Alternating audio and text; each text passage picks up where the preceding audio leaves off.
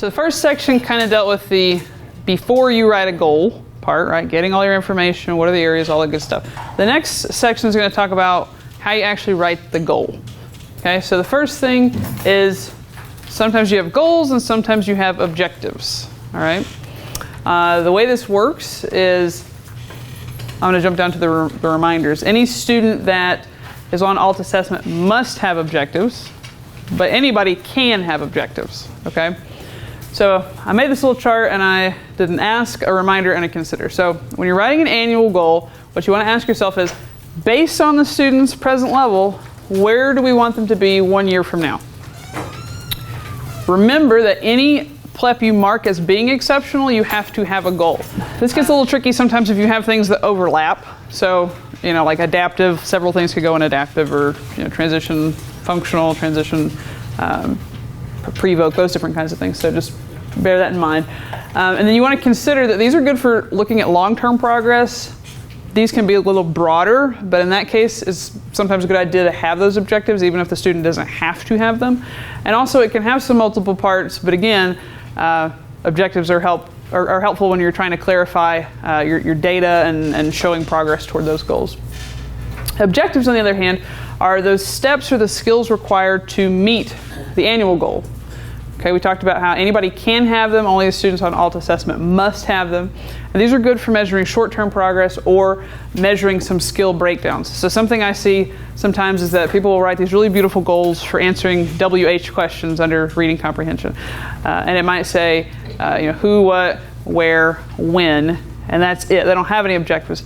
Well, then you run into, when you're trying to take data on that, well, maybe they do get the who's and they do get the whens, but they're having trouble with other things. So sometimes it's helpful to just kind of break it apart so that you can show that they are making progress on those individual things, and not making progress toward the whole goal. You have anything you want to add about that? No. Okay. All right. So, difference between goals and objectives. The next thing is, when you're selecting those goals and objectives, you want to remember to consider those long-term implications of what you're going to have the student work on. How appropriate is it? Because when we're working with our students, time is gold, right? Especially folks in high school. We may only have them for a few more years. We really want to maximize what they're able to do independently. So think about that. Consider parent input for some of our students who have some more complex or involved needs. I've asked a mom before, what would give you 30 seconds of your day back if he could do it on his own? Or if you guys are going to go out to eat and maybe you don't always want him feeding himself with his hands. We can teach him to learn how to use a fork, even though mom always sends finger foods for lunch. But you might want to go out and do something like that. So what's going to free up the family and help them? Just because we can teach them to do something doesn't necessarily mean we need to. I could teach a student to do a lot of different things, but if that doesn't really have any real life application for that student's life, then it's not meaningful to them. And so just always remember to think about how is what we're doing helping them be more independent right now, or how is that a foundational skill to help them be more independent later on? Okay, because our time with them is really, really valuable. Yep. All right, so we're going to look at the components required when we write a goal. And really these apply to both goals and objectives. So we will be referencing, you'll see this chart come up, and you have it as well. So measurable goals and objectives must contain a condition, a who will do what, and a performance criteria, which would answer how well, how often, and how often is it going to be measured, and how will it be measured. So we'll look at those, break those down. So within condition, this is kind of the purple on that sheet, you're answering the question, under what conditions will the student perform this behavior? Or show this skill, demonstrate this skill. We often see this as given such and such and such, which is a great way to write it. It doesn't have to be when given. It could be, using something during a certain situation, when presented, when provided a visual prompt.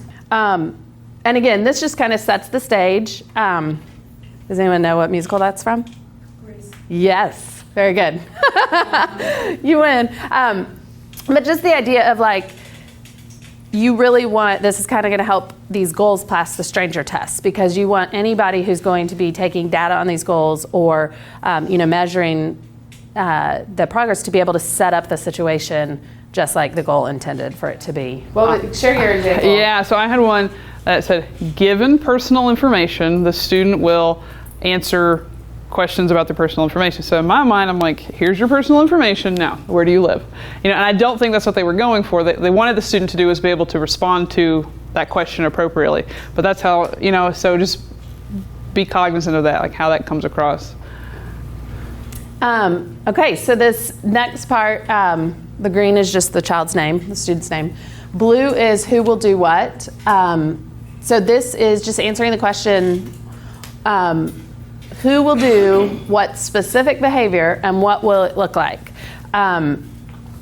So again, here we got some non-examples. Gal will display a cooperative spirit. So better stated, objectively stated, would be Gal will comply with the stated directive within 3 seconds.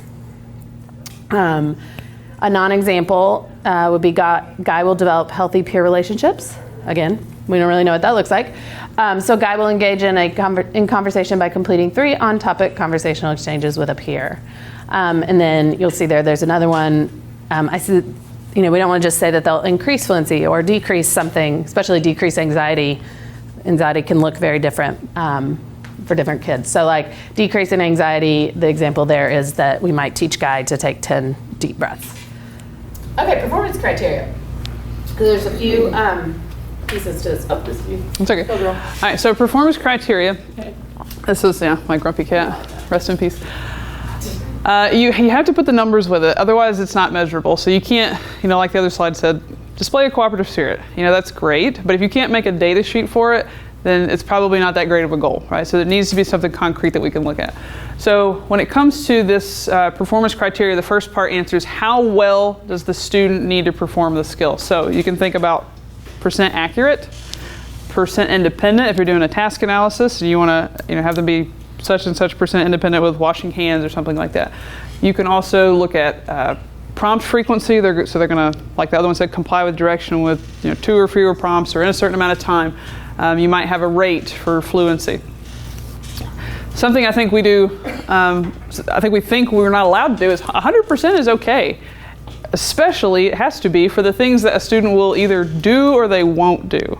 You're not going to manage your emotions with 70% accuracy. So what does that even mean? You're either going to do it or you're not going to do it. You're not going to pull your pants up with 80% accuracy. You're going to do it or you're not going to do it. So nope. Things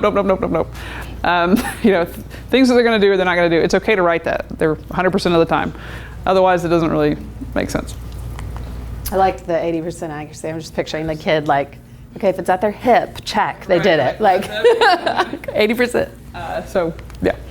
And then you're going to look at how often do they need to do it at that level to show mastery of the goal. So that might be like 5 out of 7 times a quarter, once per week, 3 times a quarter, a percentage of observed opportunities. Again, these are not exhaustive lists by any means. As long as it makes sense and you can measure it, it's probably okay.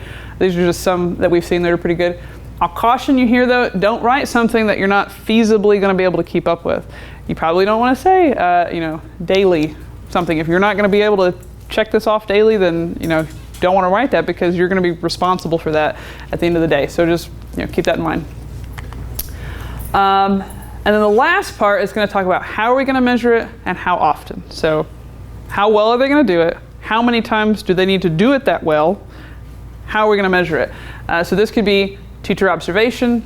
If you're going to put that though, you need data collection with that. Hard copies are always good. So if somebody says, well, okay, you saw them, but like, what do you mean by that? Then you've got that. I really like student work and permanent products because I can give it to them, they can do it, especially if I'm measuring something for independence, and then I can go back to it later. Vicky and I talked about how permanent products are good for them because then their work just doesn't, disappear. Yeah. Data collection on the sheets like you're used to, and then rubrics for different things are helpful so you can see exactly what you're measuring and how well they did on each piece. I put a caution here about and or, just because if I see something that says, we're going to measure it by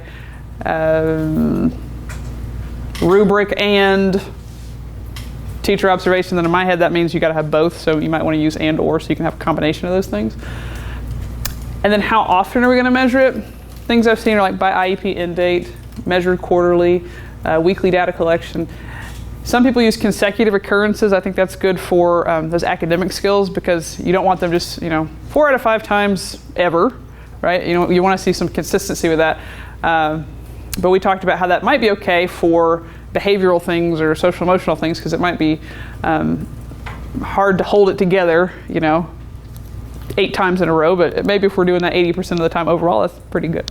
All right, so this is just a picture of what you have in front of you, and we are going to look at a few examples of some goals and objectives. These are pretty good goals and objectives. They are not perfect. I'm not sure. I mean, we're not looking for perfection. We're just looking for pretty good. So here, I'm going to point out some things. So basically, you'll see the colors are going to coordinate with your visual. So the annual goal, the condition there is given a passage at his independent reading level and a set of inference-based questions. The student will answer inference-based questions, so that's what they're going to do. And then performance level, 80% accuracy, 4 out of 5 data collection opportunities across 9 consecutive weeks as measured by teacher and observation data. So, before I go to objectives, just what to think about here. And so we've got some really high performance criteria, which is great, especially if we're looking at a student being able to maintain this skill, because we need to make sure that we're going to have the student reaching that accuracy on 4 out of 5 data times, and that has to happen for 9 consecutive weeks, okay? In order to say that goal's been met. What I really like here is that this, the objectives here don't just take, say, the percentage and break it down. I think a lot of times we see, okay, we're first going to see if they can do it at 60% and then 70%, and then the goal is 80%. What the teacher did here was, has the first one is given a visual, they are going to answer inference-based questions. And so that's really working on that prerequisite skill of even understanding what an inference question is. And then the next objective is a lower accuracy level, and it's given the passage. So it's being able to answer those inference-based questions based on text and not pictures. So when given the opportunity for play or needing to request help, GAL will independently initiate play with a peer and ask for help when needed with 100% accuracy. Again, you can't really kind of halfway ask for help. You either ask or you don't. For 4 out of 5 days as measured by weekly teacher observations.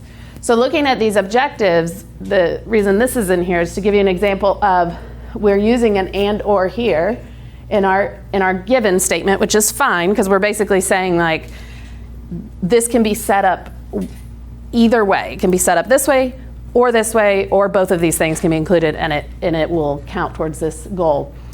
The goal has play with a peer and ask for help. If we didn't have any objectives for this, you'd have to keep in mind that we are now having to create a data sheet that somehow looks at, does she ask for help and play with a peer 4 out of 5? Like that's somehow together. Does that make sense how that can get a little tricky of how to measure that? It could be done, but it's a little trickier. So then the objectives split that out, separate those 2 skills. So we're looking at how to ask a friend to play and maintaining that. And then asking a friend for help. Again, even the objectives has an and, that the child is going to ask the friend to play and maintain the play. Again, that's perfectly fine if that child can already ask a friend to play, or let's say they can already maintain play for 4 minutes, but we're trying to get those 2 skills together. We want it to be an and, right? So just thinking those things through. So given a routine task demand, dude will work independently. And then again, this is where you might use a parentheses to explain what that looks like, especially for this particular student. So as evidenced by staying in his area, using materials appropriately. And then the goal is for 1 minute, they have the prompt level with 2 or less gestural or visual prompts in 8 out of 10 opportunities over a 9-week period. And then their objectives did time increases, so starting with just 15 seconds.